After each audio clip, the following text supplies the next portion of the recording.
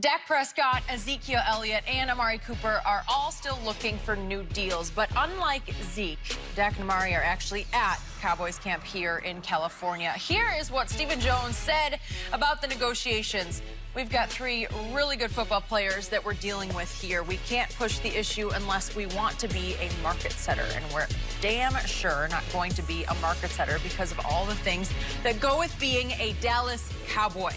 We want to be fair. At the same time, we don't want to do things that are out of line because we can't afford to be that way. Whether it's Dak, whether it's Amari, whether it's Zeke, they all understand we've got a whole group of young players coming behind them that want to be Dallas Cowboys and want to stay here. When we save money, it's not saving Jerry and I $1. It's just money that's going to go to another player. We're very convinced we're going to get these deals done. So, Shannon, does Stephen have a point here? No, he absolutely does not have a point. Stephen Jones says he doesn't want to set the market, but the market has already been set. You see Mike Thomas? The market is 5 years, $120 million. You see what the market is for quarterbacks? Aaron Rodgers, Carson Wentz, Russell Wilson. The market is already set. For the running backs, it's already set. Le'Veon Bell and Todd Gurley. But what he's trying to do is reset the market and compress it. He's saying these salaries are getting out of hand, and we're going to be the ones to stop it. And Amari Cooper and Dak Prescott and Zeke Elliott says, oh, no, you're not. The market is already there. The market is what it is. And it's as simple as this. If you don't want to pay them, let them go.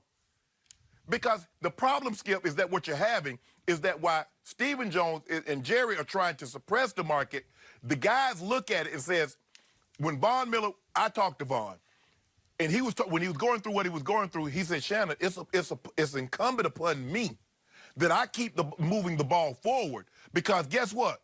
Khalil Mack is coming up. Aaron Donald is coming up. So if I take less, now all of a sudden they were like, well, say Von Miller was Super Bowl MVP, and this is what he got. We can't pay you that. He's like, no, I got to keep moving this thing forward.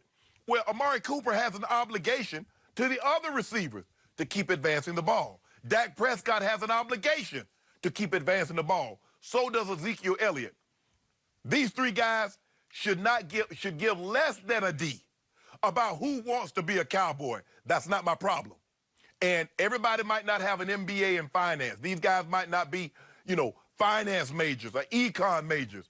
But guess who are, Skip? The agents. Those guys. Skip, you remember when A-Rod was getting ready to leave the Texas Rangers and he wanted to go to the Boston Red Sox. And he was willing to give money back to make it work for the Red Sox. And the player union said, oh, no, hell, you're not. We're not starting that.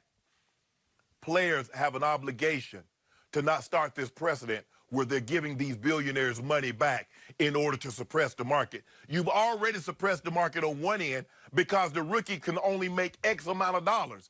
Now you're trying to suppress it on the back end. You suppress it with these tags, franchise transition. And now they want to suppress it even further by saying, well, this contract is an outlier. So we don't want to go there. We think you should be here. No, I don't care what it's like to be a Cowboy. Guess what, Skip Bayless? I did an autograph signing about 2 months ago, and I was compensated very well for it, and I never played for the Cowboys. So this notion about only if you're a Cowboy will you have extracurricular activities or you can have things once your career is over is not being truthful. But also, you see what happened to Allen Hurns?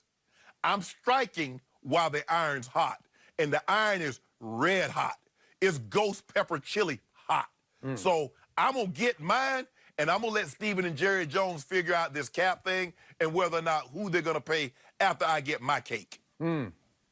Quick point of order. If you did not have 3 Super Bowl rings and you had not made it into the Hall of Fame, you wouldn't be quite as sought after to do autograph sessions. Trust okay, me. Skip, I get all that. Trust me on that.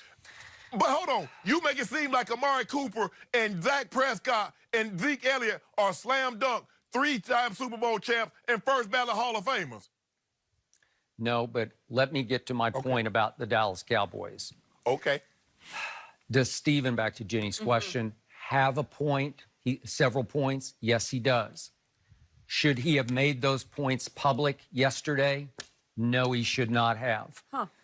I do not love and have never loved negotiating through the media because it usually does whichever party is trying to negotiate through the media more harm than good.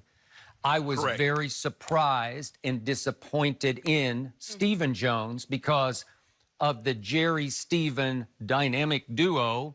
Usually Stephen is the one with the conscience and the brains, you know, like he's the one with the edit button who says, Jerry, and he does call his dad Jerry, which is always weird, but Jerry, no, Jerry, no, don't take Johnny Manziel, we got to take Zach Martin, you know, that kind of thing.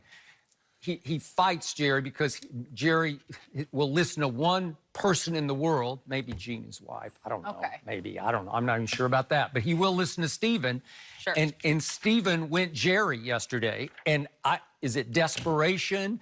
Is it flailing? Because remember, they just got back deeper into a corner, as we discussed yesterday, because now 3 NFC rivals have done them in by overpaying 3 different key players at the exact positions that Dallas has 3 who want to get paid, right? It started with your Vikings overpaying Kirk Cousins. So there the bar went way up. I could throw in a 4th rival because the Eagles, I thought, overpaid Carson Wentz, whatever. Got $108 million guaranteed. Skip, that was the biggest one because I believe you could stomach giving Dak Prescott $80, $90 million with about $75 million guaranteed. Okay, it's once they went to 128 for 103. I know, but remember, the Kirk Cousins just went like this. It raised the bar up like 20 notches higher than it was at that point because he got $28 million guaranteed for, what was it, 3... No.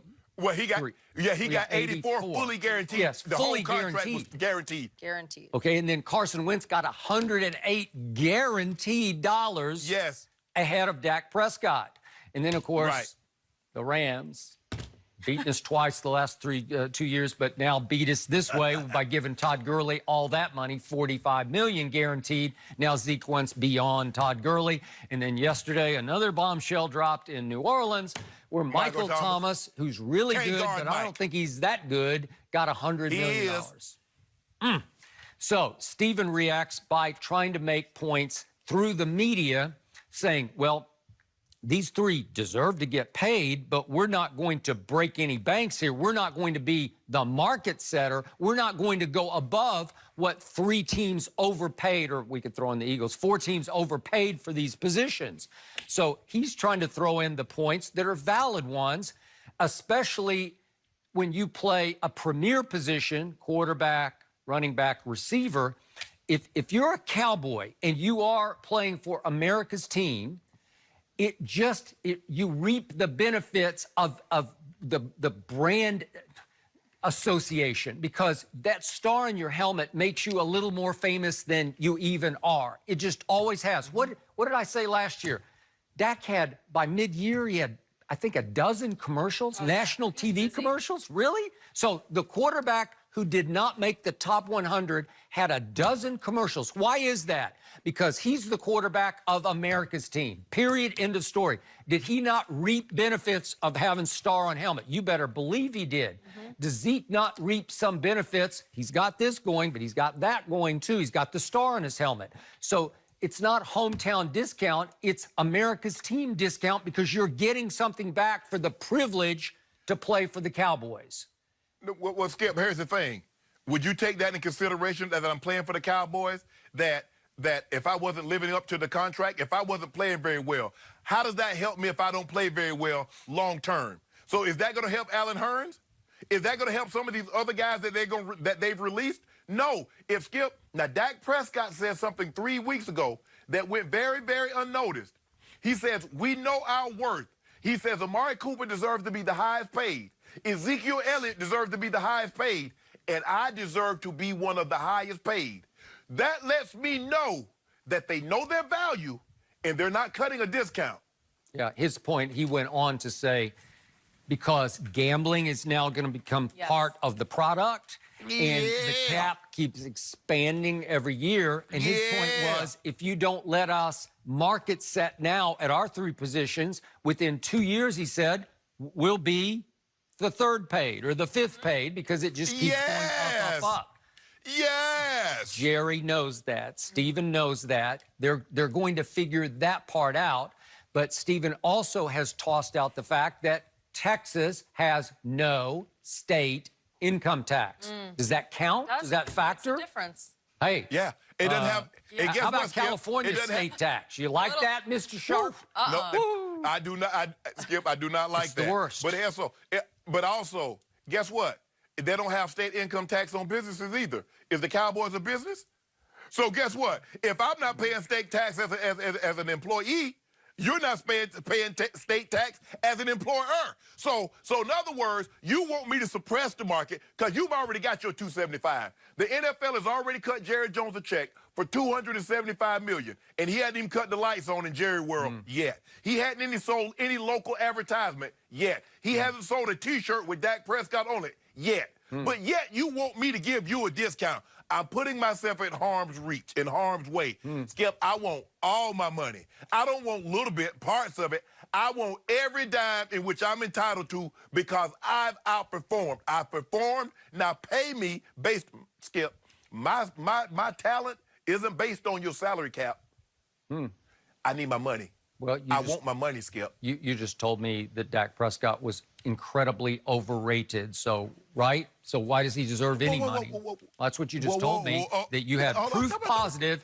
1,100 NFL players said he's just not that good. So maybe Jerry should say, Dak, you're just not that good, right? Okay, good. That's what they should do. That's what they should do and let him go. Let him hit the open market and see what he can get on the open market. Yeah, and by the way, all the things you argue for the players' side, they could have argued when the collective bargaining was signed, but they all signed that dotted line. They all signed it. I'm with you on all those points. It's a one-way street in favor of the owners, but that's every owner in every city, not just Jerry. Yeah. Right? Exactly. But Skip, I was not a part of that process at the time. Hopefully this time they'll take heed some of my advice. But Skip, they cannot allow Stephen Jones to suppress the market. The market is already what it is. Whether you give Amari Cooper $1 or $100,000 or $1 million more than what Michael Thomas. Skip, if they think that they're going to sign Amari Cooper for less than what they gave Michael Thomas. Now, Michael Thomas is going to 2 Pro Bowls. Amari Cooper's going to 3. Okay. If they think they're going to give him less than that, that's not happening. So you like my receiver more than Michael Thomas? Is that what you just said? No, that's not. No. Skip. No, Skip. See, you know, you see what you do. You take everything that I try to say. No, Skip. Amari Cooper is playing. Isn't Amari Cooper in his what you call him? If I'm not mistaken, Skip, he's in his option year. Yeah, no, he's Michael Thomas had another year. Okay, but Amari's scheduled to make $13.9 million. Right. Dak is scheduled to make 2.1 because he was a 4th-round pick. Okay? But my point is, Michael Thomas had another year. Okay. Last quick point, opposite your first point that you made to start this discussion. You say quarterback suppressing market. There's one quarterback who's suppressed it for the last 5 years. All he's done is win 6 Super Bowls. He plays up in Foxborough, and he just says, give me a hometown discount. I'm good because I want a better team around me. That's the ultimate quarterback, the best who ever played the game. But let me ask you a question. How many other quarterbacks have come behind him and says, okay, if that's all Tom's taking, okay, I'll take that. You look at Rodgers, you look at Breeze, you look at Big Ben, you look at Eli, you look at all the quarterbacks that's gotten contracts since Tom Brady. Nobody is worried about Tom Brady. Nope. They're not going to allow these teams to suppress the market. And, well, Skip, the money is the revenue is growing, and the owners are trying to suppress the market to keep more of it. And the players said, no, that's not going to happen. Nor should it happen, nor should they allow it to happen. Yeah, and we know LeBron has never suppressed the market. Well, this ain't about LeBron. LeBron ain't got anything to do with this. Just a quick little note. Sorry. Since you did bring up Tom, this is interesting because Shannon was so confident